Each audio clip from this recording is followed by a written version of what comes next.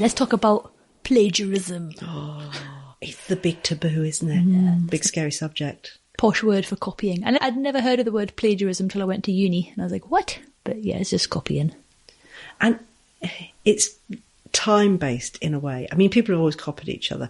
But I think post-social media, where we're just exposed to so much different work, and it's like a crazy sweetie shop, especially for people early in their career who think, oh, I like that. I'd like to be them, or maybe them with a bit of that on top. So you end up trying all these things out, which is great as long as you can discard them and find your own voice or your original voice. But prior to that, we didn't have social media. Illustrators didn't look at illustrators. We had libraries at art school full of fine art books or photography I remember books. getting out a big book of Weird and copying Weird for a while. Just because I was such a massive fan and I wanted to try that hat on. And I think it's changed illustration a lot, that illustrators now look at illustrators where they previously didn't look at illustrators. No, looked at mostly fine artists. And, we were talking a couple of podcasts ago about buying old books of black and white photos as reference. They were a massive source of inspiration for my drawing. Like, I'd buy an old annual full of photos of a circus or children playing. And the clothes they were wearing in those photos were a big inspiration. I never looked at other illustrators. Well, I did, but I never used them as inspiration for illustration. It was really drilled into you that it was an absolute no-no for illustrators to look at illustrators. I don't know what graphic designers did or photographers, but your only source of inspiration had to be historical or from fine art or from some other arts area. But I agree with you, that thing of buying the books, like if there was an old library closing down and you found the section where they were 10p for general kind of reference books or obscure subjects, sociology in America, where they were taking photographs of body language. Oh, that would be a real win if you got men in suits and hats doing strange things. And that would, like you say, they would become in and of themselves. The content became an inspiration. But I think the world has changed a lot now, that illustration is seen as, I don't know, it's a race to the bottom sometimes. It's almost harder now to do what you're talking about and go and look at a book. Well, it is harder to do that than to just scroll on Instagram and be bombarded with other people's work. Totally. I wonder if anyone has... Well, that's kind of detox system, isn't it? Like getting rid of social media and deciding you'll only look at books on your shelves or in libraries as sources of inspiration. That would be an interesting way to get back to maybe who you really are, like your actual individual personal voice.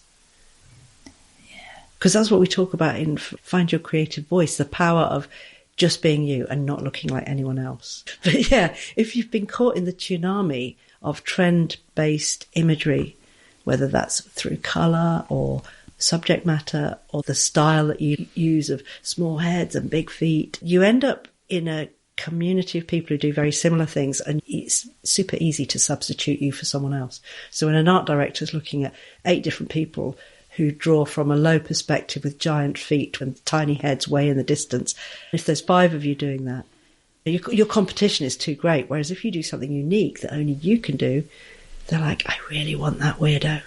Yeah. Their work stands out, their name is memorable, and that's what Find Your Creative Voice is about. And it's so tricky, isn't it? Because like tiny head, big body thing for tech companies, obviously it worked for the first few, but then everyone was like, oh, that's working, and then jumped on. And by the time you see something's working, I think it's too late, isn't it? Because they've already got, the people that have got it were there before it was cool. Yeah. And because they're trying to join in afterwards, you're only ever going to be like what's it called? A gun for hire. Is that the phrase? Also, it's like, God, I hate to bring this up, but it annoys me so much when I see all the Rebecca Green lookalikes in children's book illustration. I'm like, do you think no one can see? Don't do that. Tiny nose, running position.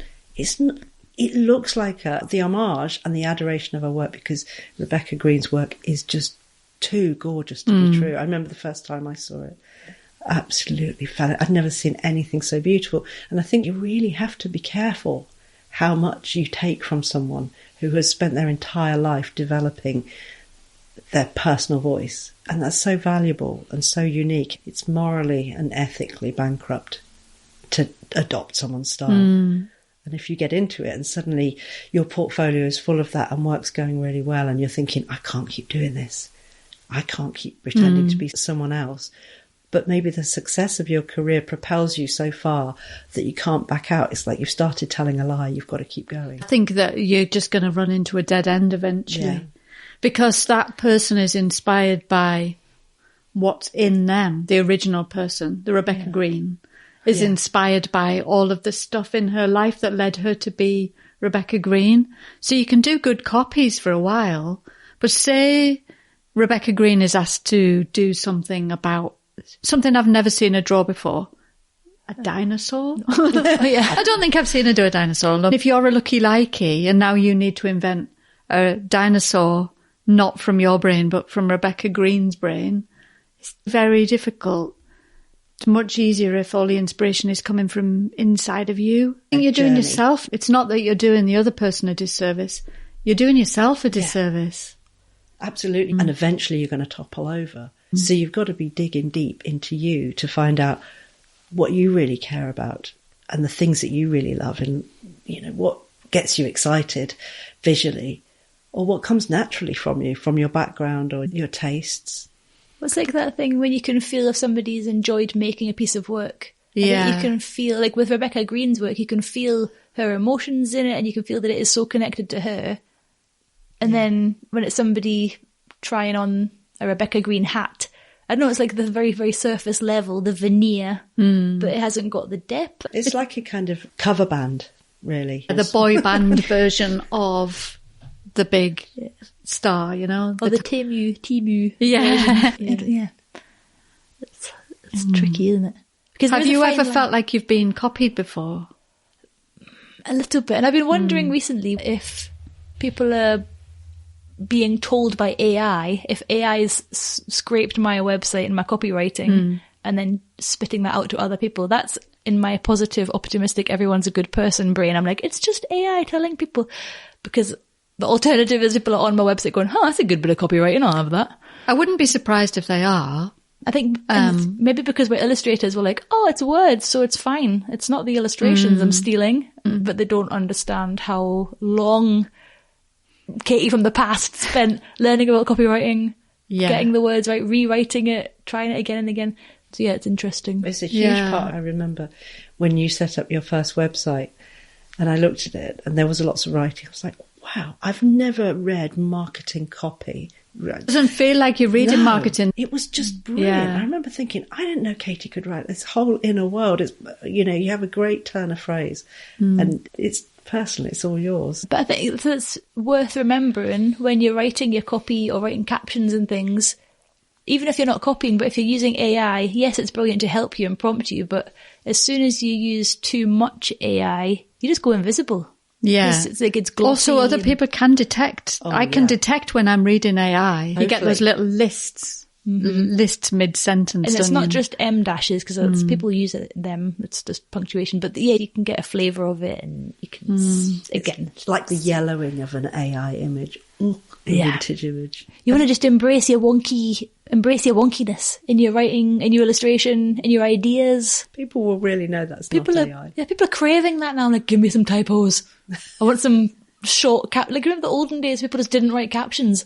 I really love it when you see a mistake and then Johnny Hanna was cutting up some bits of board that he'd painted on in the past, and he put a thing on Instagram saying, would anybody like me to paint on this? He had all these different bits of board. I'll paint something on this bit of board. Something about your S, is it the Wendy? And that's a really bad accent, and I'm really sorry, all Scottish people. But you can't say it in an English accent, is your arse is out of the window. Your S, is it the Wendy? Oh my God. Oh, I'm going to be cancelled now.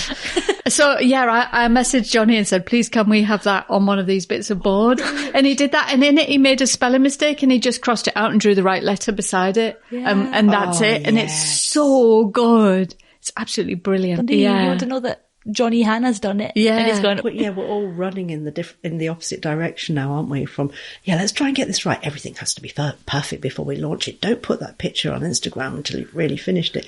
Now it's like, no. Especially Instagram now. Instagram is all about, it's actually been really useful for me to realise this, is anything just instantly made right now. So just talk to camera very quickly without doing your makeup. It just feels much more instant now, like not worrying about what your background is. You don't have to be in your studio. Just a quick, instant thing. It's authenticity, isn't it? And it's working a lot better on Instagram now.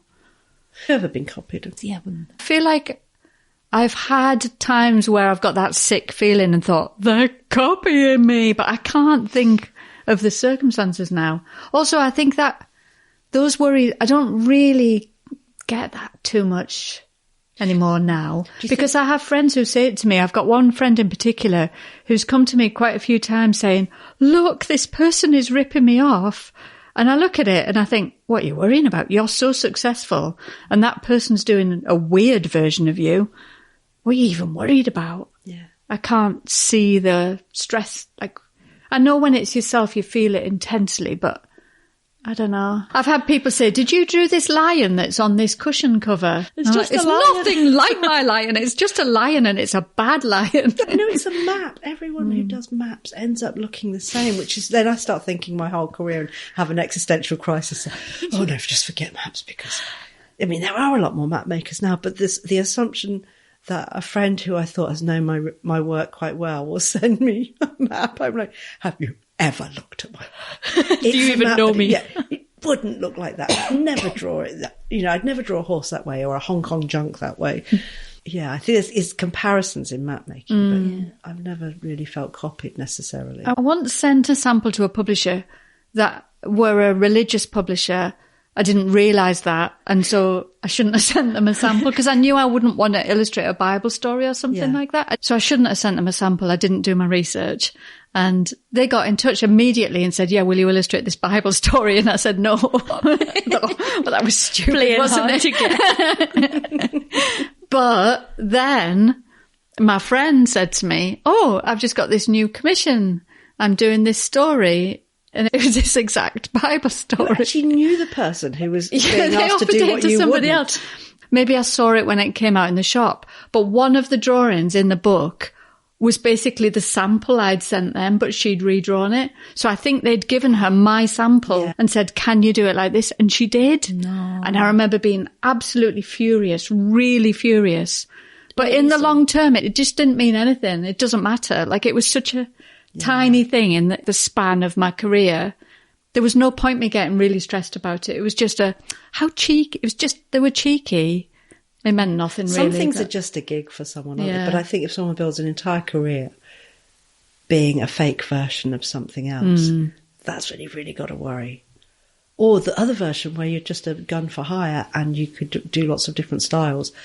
I remember when I arrived in Hong Kong in the 90s, I was used to art directors from the UK looking at your portfolio and thinking, would this person's work for this magazine or for this particular column? But when I went to Hong Kong, they said, can you do this style? Oh, wow. Then some of the people were illustrators I knew. I was like, no, you can't do that. But it was normal at that point. It isn't now. And I think it's when illustration was a pretty immature career at that point. It hadn't developed with the ethics and values and industry standards that it has now. But they would genuinely show kind of well-known American illustrators with a very strong style and say, would you do this for an advertising campaign? Because we can't afford the real person. I was like, well, don't do the advertising campaign if you can't afford Gary Baseman or whoever it would have been at that time. But then there would always be a genre of, can you do an Art Deco? Wow. Maybe. I forgot about Gary Baseman. A big deal when I was at college. People were like, all hail. I do not know who he is. I'm Googling it. That particular annual American illustration that would come out every year, I would save my pennies to buy a copy of that. It was such a good illustration resource. My lecturer at tutor at college was obsessed with Gary Baseman. So him. anybody's work didn't look like this, he got bad marks. No. Basically. He was basically the uber cool, and probably still is. He inspired a lot of people because there's so many people drawing like long rubber arms with gloves on, and it is amazing. You can almost feel that whole genre. I think there's a lot of illustrators that have, like Gerald, even in the 80s in the UK, lots of Gerald Scarfe splashing pens and inky scratches was a certain look or a feel. Going down a rabbit hole now. They've both got their laptops out now. They've forgotten they're actually on a podcast and having a good think about busy. I love it. We just got distracted by Google and we're off. Tanya. Go and Google Gary Baseman if there's some really big gaps so you can tell what world we've put ourselves into. It's an interactive podcast where you too can be Googling at the same time. So yeah. And I think it's hard because there's a fine line between being really inspired and getting so excited about something and just being like, oh, I could do that. That could totally work for me. I'm going to do that. And then you also have to be like, okay, am I really inspired or am I just completely copy and pasting what I've seen into my own? Be inspired and try that hat on privately, but then work out who you are. I want to see, how did they make that image? How do I do things that are totally different from my own work, like outlines, or how do I paint instead of doing something digitally? Mm-hmm. Going through the process is great. Just don't stay down there too long. Come back out. Take the hat off. It's like going out pretending to be someone else, isn't it? Like a scammer. Yeah. Pretending you're a rich heiress. You can't do it for too long. It'll all go horribly wrong. The cracks will show. Okay. See you next week. Bye. Bye.